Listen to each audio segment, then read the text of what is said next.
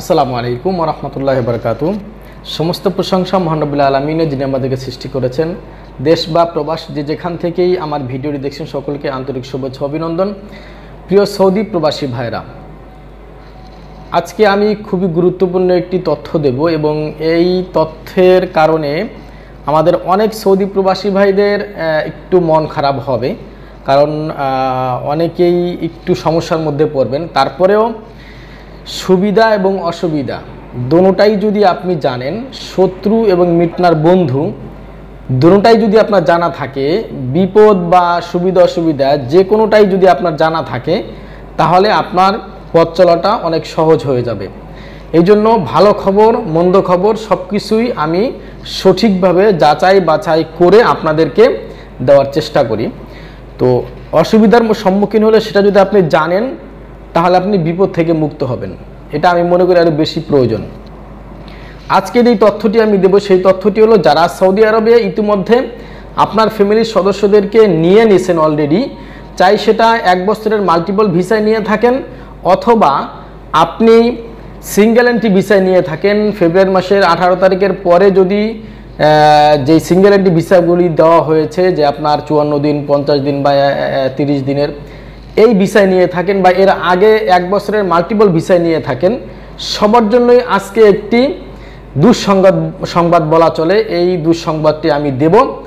তার পূর্বে আমি রিকোয়েস্ট করব, যারা আমার এই ভিডিওটি আমার ইউটিউব চ্যানেল থেকে দেখতেছেন, আমার ইউটিউব চ্যানেলটিকে সাবস্ক্রাইব করে রাখবেন, এবং যারা ফেসবুক পেজ থেকে দেখতেছেন, ফেসবুক পেজটিকে লাইক এবং ফলো করে রাখবেন। কারণ এই ধরনের সত্য নিউজ আপনি খুব কমই পাবেন। আমি যেই তথ্যগুলি আপনাদেরকে দেব 100% সত্য নিউজ, এবং আমি মূল গোড়া থেকে আমি নিউজগুলি সংগ্রহ করি। বাংলাদেশের ভিজিট ভিসার ক্ষেত্রে হোক, এম্বাসি, তাসির সেন্টার অথবা সৌদি আরবের মিনিস্ট্রি, যেই নিউজগুলি আমি দিয়ে থাকি, সঠিক নিউজগুলি দিয়ে থাকি। যদি সঠিক নিউজ পেয়ে আপনি যদি সচেতন হতে চান বা পেতে চান, তাহলে আমাদের চ্যানেলটিকে অবশ্যই সাবস্ক্রাইব করার অনুরোধ রাখলাম, এবং আমাদের ফেসবুক পেজটিকে লাইক এবং ফলো করে আমাদের সাথে থাকার অনুরোধ করলাম। যাই হোক, যে বিষয়টা আমি বলতে চাচ্ছিলাম, যারা ইতিমধ্যে সৌদি আরবে আপনার ফ্যামিলির সদস্যদেরকে নিয়ে নিয়েছেন অলরেডি, এবং অনেকেরই ইতিমধ্যে ভিসার মেয়াদ শেষ হয়ে গেছে। অনেকে ধরেন প্রথম 3 মাস থাকার পরে এরপরে ভিসার মেয়াদ বাড়াবেন, 1 সপ্তাহ 10 দিন বা 2, 4, 5 দিন আছে, তাদের এখন ভিসার মেয়াদ বাড়াতে হবে। অথবা কারোর 10 দিন 15 দিন বা 20 দিন পরে কারোর ভিসার মেয়াদ শেষ হবে, আপনার ভিসার মেয়াদ বৃদ্ধি করতে হবে। অর্থাৎ হজের পূর্বে যদি কারোর ভিসার মেয়াদ বৃদ্ধি করতে হয়, তাদের জন্যই মূলত এই বিপদটা।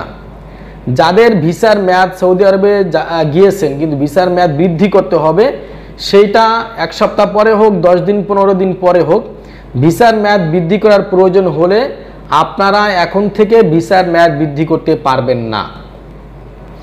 সৌদি আরবে কারোরই ভিসার মেয়াদ, ভিজিট ভিসা বা জিয়ারা ভিসা যারা ফ্যামিলি নিয়েছেন, কারোরই ভিসার মেয়াদ গত কয়েকদিন যাবৎ বৃদ্ধি হচ্ছে না বা এক্সটেনশন হচ্ছে না।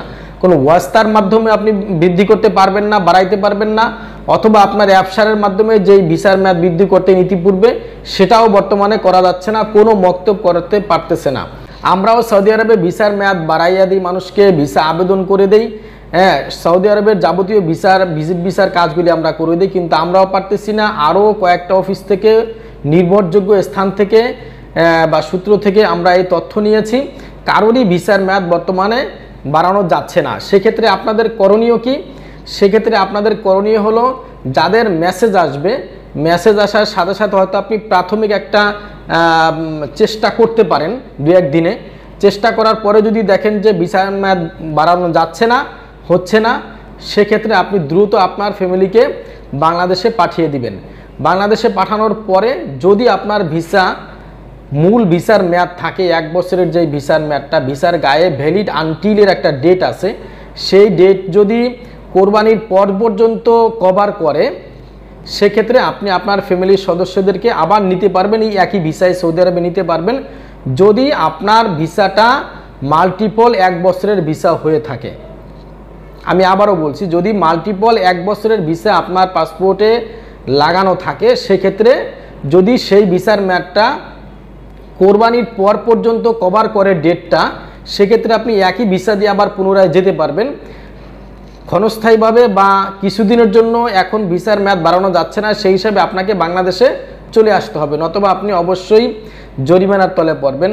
আর যাদের ভিসার মেয়াদ সিঙ্গেল এন্ট্রি ভিসা, যাদের ধরেন ফেব্রুয়ারি 18 তারিখের পরে যাদের 54 দিন 50 দিন বা 1 মাসের ভিসা পেয়েছেন, বা ইতিপূর্বে যারা 90 দিনের ভিসা পাইছে, মানে সিঙ্গেল এন্ট্রি ভিসা উঠছে যাদের, ইতিপূর্বে হোক বা পরে হোক, তারা যদি এই ভিসা তো এখন আর মেয়াদ বাড়ানো যাচ্ছে না, সেই হিসেবে তাদের সবাইকেই বাংলাদেশে ফেরত আসতে হবে।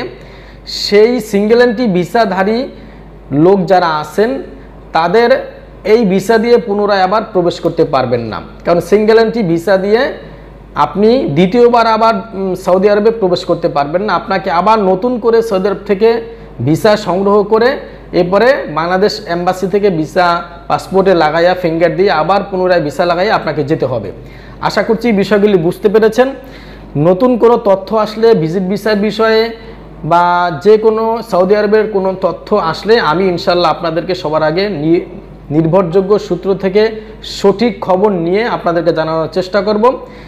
আবারও বলছি, আমাদের সাথে থাকবেন ইনশাল্লাহ সঠিক নিউজ পাওয়ার জন্য।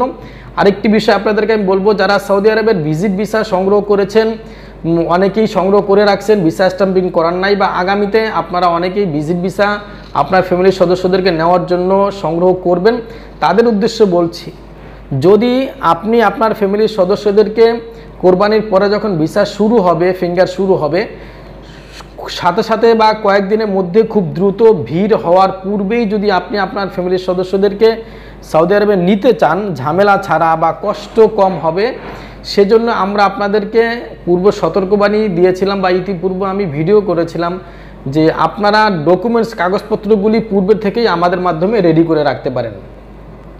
আমরা সবাইকে পরামর্শ দিচ্ছি যারাই আমাদের সাথে যোগাযোগ করতেছে, এবং অনেকেই আমাদেরকে ডকুমেন্টস কাগজপত্র পাঠিয়ে দিতেছে। কোরবানির আগেই আমরা সমস্ত কাগজপত্রগুলি মন্ত্রণালয় থেকে সিলসাপ্পর করে আমরা রেডি করে রাখবো ইনশাআল্লাহ, পুরো ফাইলটা সেট করে রাখবো।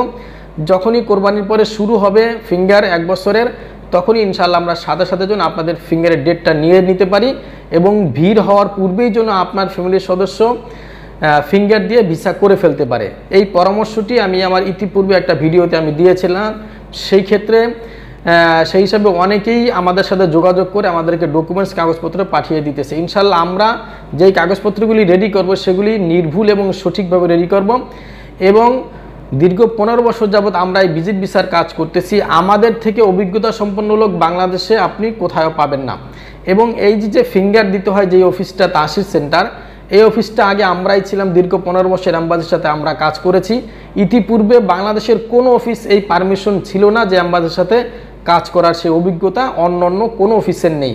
তো সেই হিসাবে আপনাকে আমি বলতে পারি যে ইনশাল্লাহ আপনার ফ্যামিলির সদস্যর ডকুমেন্টস কাগজপত্রগুলি অন্য সব অফিস থেকে আমি ইনশাল্লাহ খুবই সুন্দরভাবে রেডি করে দিতে পারবো। আর আমাদের অফিসটা যমুনা ফিউচার পার্কের পাশে, আমরা এখান থেকে সরাসরি ফিঙ্গারের দিন আপনাকে হেল্প করতে পারবো। এবং আমরা যেই ডকুমেন্টস কাগজপত্রগুলি রেডি করি, সেই ডকুমেন্টসগুলি ফিঙ্গারের দিন ফিঙ্গারপ্রিন্টের সামনে আমরা নিয়ে যাব, এবং সেখান থেকে তাদের হাতে বুঝিয়ে দেব কোন গেট দিয়ে ঢুকে কিভাবে জমা দিতে হবে, ভিতরে কিভাবে কথা বলতে হবে। আমরা সম্পূর্ণ সেখানে দাঁড়িয়ে থেকে আপনার ফ্যামিলির সদস্যকে পরামর্শ দেব। এই সুবিধা বা এভাবে কাজ বাংলাদেশের কোনো অফিস করবে না। আমরা খুবই যত্ন সহকারে এবং নির্ভুল সঠিকভাবে আপনার ফ্যামিলির সদস্যর কাজগুলি করে দেবো ইনশাআল্লাহ। সেক্ষেত্রে যদি সহযোগিতার প্রয়োজন হয় আমাদের সাথে যোগাযোগ করতে পারেন। দেখা হবে কোনো পরবর্তী ভিডিওতে। সে পর্যন্ত ভালো থাকবেন, সুস্থ থাকবেন। আসসালামু আলাইকুম ওয়া রাহমাতুল্লাহি ওয়া বারাকাতুহু।